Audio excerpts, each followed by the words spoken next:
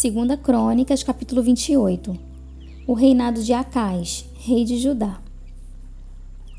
Acais tinha 20 anos de idade quando começou a reinar, e reinou 16 anos em Jerusalém. Ao contrário de Davi, seu predecessor, não fez o que o Senhor aprova. Ele andou nos caminhos dos reis de Israel e fez ídolos de metal, a fim de adorar os Baalins.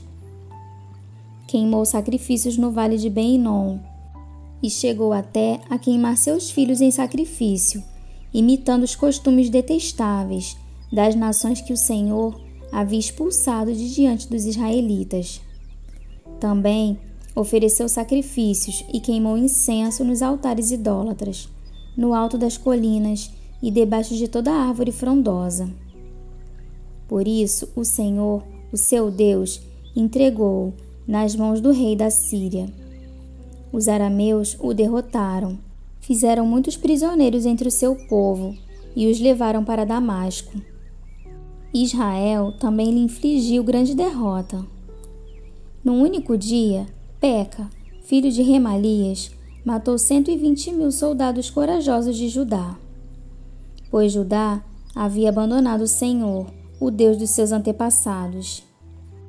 Zicre, guerreiro efraimita, matou Maazéias, filho do rei, Azicrão, oficial encarregado do palácio, e Eucana, o braço direito do rei. Os israelitas levaram para Samaria 200.000 prisioneiros, dentre os seus parentes, incluindo mulheres, meninos e meninas. Também levaram muitos despojos. Mas um profeta do Senhor, chamado Oded, estava em Samaria e saiu ao encontro do exército. Ele lhes disse: estando irado contra Judá, o Senhor, o Deus dos seus antepassados, entregou-os nas mãos de vocês. Mas a fúria com que vocês os mataram chegou aos céus. E agora ainda pretendem escravizar homens e mulheres de Judá e de Jerusalém. Vocês também não são culpados de pecados contra o Senhor, o seu Deus? Agora ouçam-me. Mandem de volta seus irmãos que vocês fizeram prisioneiros, pois o fogo da ira do Senhor está sobre vocês. Então Azarias, filho de Joanã, Berequias, filho de Mesilemote, Jeisiquias, filho de Salum, e Amasa, filho de Adlai, que eram alguns dos chefes de Efraim, questionaram os que estavam chegando da guerra, dizendo: não tragam os prisioneiros para cá. Caso contrário, seremos culpados diante do Senhor. Vocês querem aumentar ainda mais o nosso pecado e a nossa culpa? A nossa culpa já é grande, e o fogo da sua ira está sobre Israel. Então, os soldados libertaram os prisioneiros e colocaram os despojos na presença dos líderes e de toda a assembleia. Aqueles homens, citados nominalmente, apanharam os prisioneiros e, com as roupas e as sandálias dos despojos, vestiram todos os que estavam nus.